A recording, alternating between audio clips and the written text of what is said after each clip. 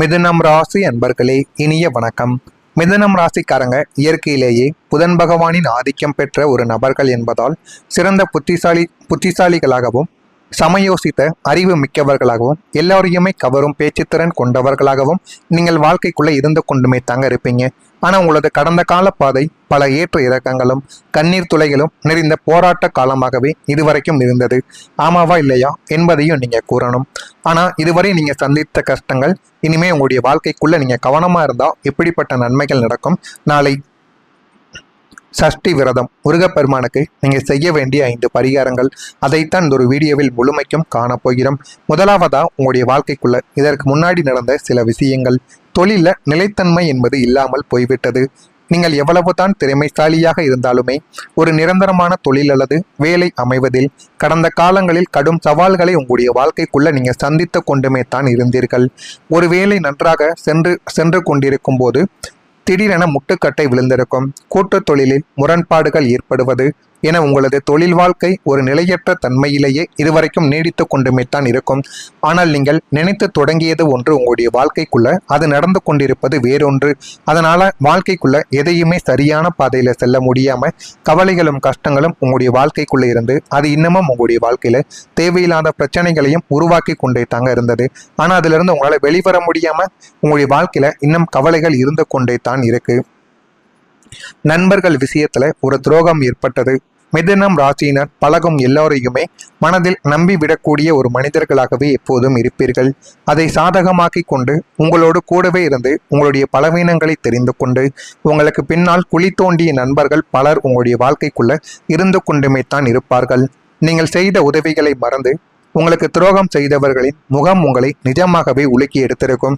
ஆனால் அந்த ஒரு துரோகம் அவர்கள் வேணுமென்று செய்வார்கள் என்று நீங்கள் நினைத்து பார்க்கவில்லை. நீங்கள் சகஜமாக எல்லாரும் ஒரே மாதிரி இருப்பார்கள் என்று நினைத்து அவர்களிடமும் நீங்கள் பழகியிருப்பீர்கள். ஆனால் அவர்கள் செய்த துரோகங்களும் அவர்கள் உங்களுக்கு ஏற்படுத்திய பண இழப்புகளும் அதை உங்களால் மறக்கவே முடியாதுங்க.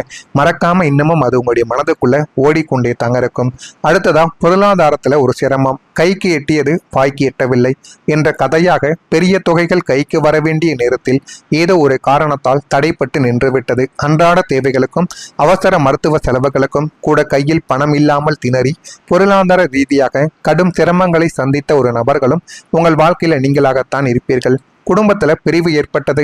எதிர்பாராத சூழ்நிலைகள், தவறான புரிதல்கள் அல்லது வேலை நிமித்தமா உங்களுடைய அன்பான குடும்பத்தை விட்டோ அல்லது உங்களை நேசிப்பவர்களை விட்டோ தற்காலிகமாக பிரிய வேண்டிய ஒரு நேரங்களானது உங்களுடைய வாழ்க்கைக்குள்ள நேரிட்டிருக்கலாம். இந்த தனிமையும் பிரிவும் உங்களை நிலைக்குழிய செய்து அது உங்களுடைய வாழ்க்கைக்குள்ள கவலைகளை தேடி கொடுத்து கொண்டே தான் இருந்தது. அடுத்ததா மனக்கவலைகள். வெளியில் எப்போதும் சிரித்த முகத்தோடு வலம் வந்தாலும் நள்ளிரவில் படுக்கையில் படுக்கும் போது நமது எதிர்காலம் என்னவாக போகிறது, நமக்கு ஏன் இத்தனை சோதனைகள் என்ற ஆழ்ந்த மனக்கவலையும் எதிர்காலம் குறித்த பயமும் உங்களை வாட்டி எடுத்துக்கொண்டு அது இன்னமும் உங்களுடைய வாழ்க்கைக்குள்ள கவலைகளையும் கஷ்டங்களையும் தேடி கொடுத்து கொண்டுமே தங்க இருக்கும். நான் இதுவரை கூறியது உங்களுடைய வாழ்க்கைக்குள்ள நடந்தவைகள். ஆனால் நீங்க இனிமே ஒரு சில விஷயங்கள்ல கவனமா இருக்கணும். அதுவும் நாளையிலிருந்து கூட இந்த ஒரு விஷயங்கள்ல நீங்க கவனமாக இல்லாமல் போய்விட்டால் அது உங்களுடைய வாழ்க்கையில தேவையில்லாத பிரச்சனைகளையும் தேவையில்லாத மனதில் தேவையில்லாத கஷ்டங்களையும் உங்களுடைய வாழ்க்கைக்குள்ள தேடி கொடுக்கும். நாளை முதல் நீங்கள் கவனமாக இருக்க வேண்டிய சில விஷயங்கள். இது உங்களுடைய வாழ்க்கையில நீங்க எச்சரிக்கையா கவனிக்கணும். முதலாவதா குழப்பமான முடிவுகளை நீங்கள் தவிர்த்து கொள்ள வேண்டும். மிதுனம் ஒரு இரட்டை ராசி என்பதால் ஒரு நேரத்தில் 2 எண்ணங்கள் உங்களுடைய மனதில் ஓடிக்கொண்டே தாங்க இருக்கும்.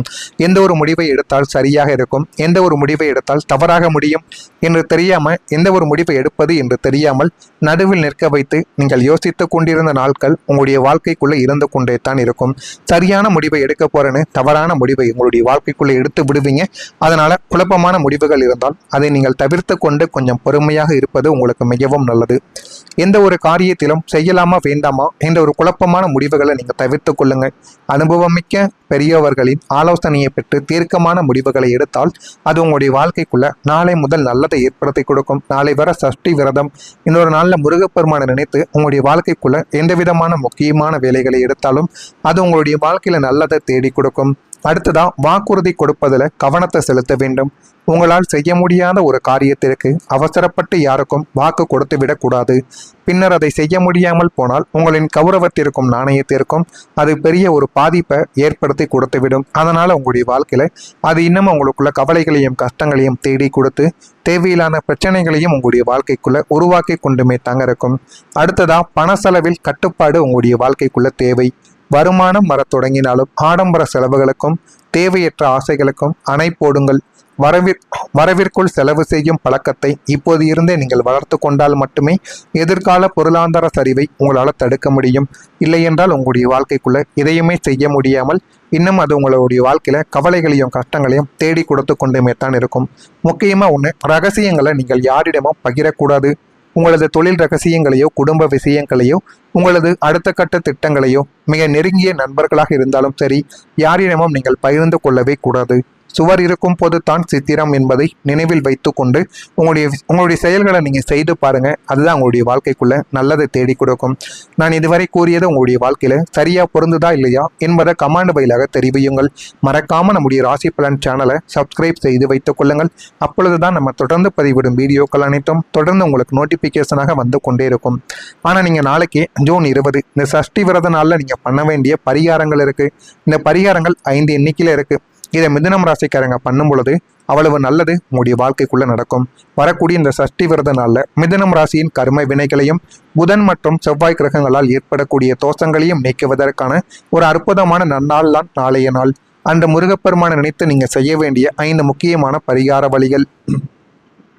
முதலாவதா முருகனுக்கு நீங்க மஞ்சள் பூவை சமர்ப்பிக்கணும். சஷ்டி விரத நாளன்று அதிகாலையிலேயே எழுந்த நீராடி விட்டு பூஜை அறையை தூய்மை செய்துவிட்டு முருகப்பெருமானின் திருவுருவ படத்திற்கு மஞ்சள் நிற மலர்களை, அதாவது மஞ்சள் சாமந்தி, தங்க அரளி அல்லது மஞ்சள் ரோஜா சமர்ப்பித்து நீங்கள் வழிபட வேண்டும். மஞ்சள் நிறம் மிதுனம் ராசியின் அதிபதியான புதனுக்கு உகந்தது என்பதால் இந்த ஒரு வழிபாடு உங்களுடைய குழப்பங்களை நீக்கி தெளிவான நாணத்தை உங்களுடைய வாழ்க்கைக்குள்ள தேடி கொடுக்கும். இரண்டாவதா பறவைகளுக்கு உணவை நீங்கள் வைக்க வேண்டும். அன்று காலை வேளையில் உங்களது வீட்டின் மொட்டை மாடியிலோ அல்லது திறந்த வெளியிலோ பறவைகளுக்கு தானியங்கள், கம்பு, திணை மற்றும் குடிக்க குளிர்ந்த நீர் போன்றவற்றை வைக்க வேண்டும். பறவைகளுக்கு உணவளிப்பது உங்களை சுற்றியுள்ள மறைமுக எதிர்ப்புகளையும் நண்பர்களால் ஏற்பட்ட துரோகத்தின் வடுக்களையும் உங்களுடைய வாழ்க்கையை விட்டு அகற்றி கொடுக்கும். அந்த அளவுக்கு நன்மையும் உங்களுடைய வாழ்க்கைக்குள்ள நடக்கும். இதையும் நீங்கள் இரண்டாவது விஷயமா நாளைய நாள்ல நீங்க பண்ணணும். இந்த 5 விஷயங்களும் நீங்க பண்றது மூலியமா அவ்வளவு நன்மைகள் உங்களுடைய வாழ்க்கைக்குள்ள நடக்கும்.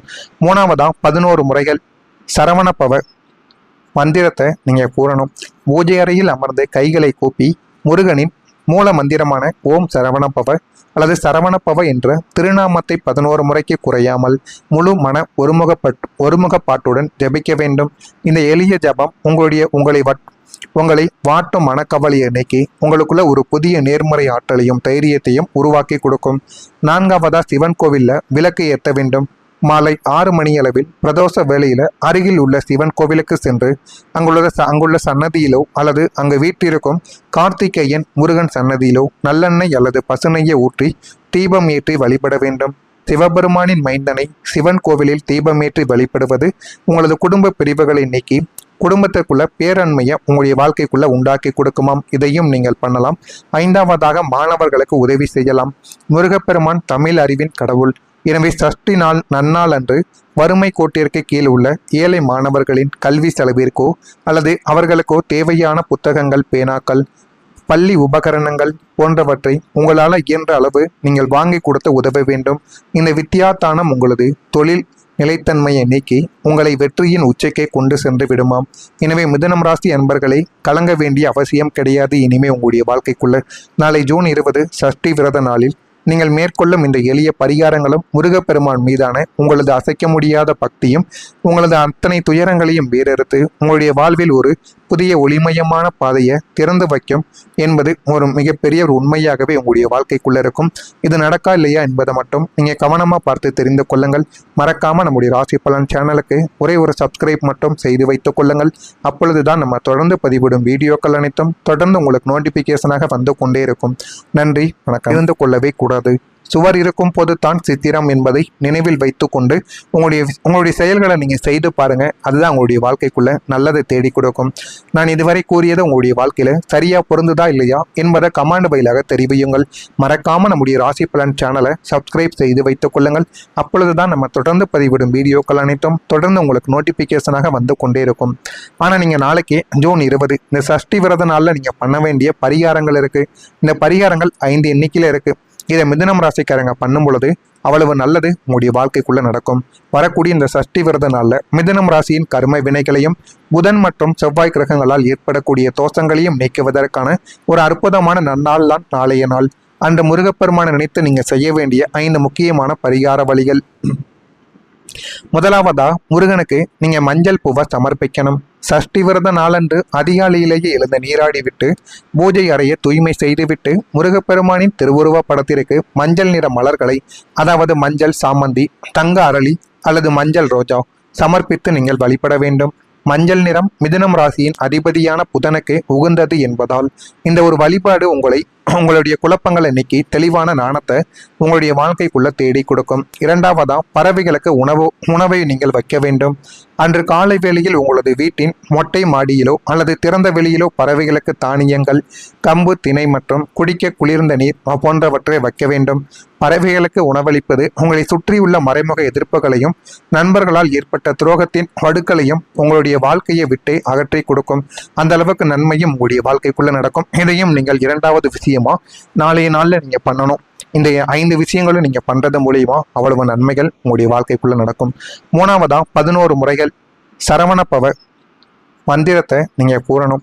பூஜை அறையில் அமர்ந்து கைகளை கூப்பி முருகனின் மூல மந்திரமான ஓம் சரவணப்பவ அல்லது சரவணப்பவ என்ற திருநாமத்தை 11 முறைக்கு குறையாமல் முழு மன ஒருமுகப்பாட்டுடன் ஜபிக்க வேண்டும். இந்த எளிய ஜபம் உங்களை வாட்டும் மனக்கவலையை நீக்கி உங்களுக்குள்ள ஒரு புதிய நேர்மறை ஆற்றலையும் தைரியத்தையும் உருவாக்கி கொடுக்கும். நான்காவதா சிவன் கோவில்ல விளக்கு ஏற்ற வேண்டும்.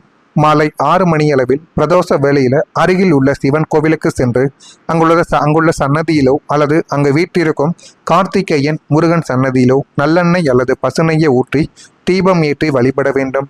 சிவபெருமானின் மைந்தனை சிவன் கோவிலில் தீபமேற்றி வழிபடுவது உங்களது குடும்ப பிரிவுகளை நீக்கி குடும்பத்திற்குள்ள பேரன்மையை உங்களுடைய வாழ்க்கைக்குள்ள உண்டாக்கி கொடுக்குமாம். இதையும் நீங்கள் பண்ணலாம். 5ஆவதாக மாணவர்களுக்கு உதவி செய்யலாம். முருகப்பெருமான் தமிழ் அறிவின் கடவுள். எனவே சஷ்டி நாள் நன்னாள் அன்று வறுமை கோட்டிற்கு கீழ் உள்ள ஏழை மாணவர்களின் கல்வி செலவிற்கோ அல்லது அவர்களுக்கோ தேவையான புத்தகங்கள், பேனாக்கள், பள்ளி உபகரணங்கள் போன்றவற்றை உங்களால் இயன்ற அளவு நீங்கள் வாங்கி கொடுத்து உதவ வேண்டும். இந்த வித்தியாதானம் உங்களது தொழில் நிலைத்தன்மையை நீக்கி உங்களை வெற்றியின் உச்சைக்கே கொண்டு சென்று விடுமாம். எனவே மிதுனம் ராசி அன்பர்களே, கலங்க வேண்டிய அவசியம் கிடையாது இனிமே உங்களுடைய வாழ்க்கைக்குள்ள. நாளை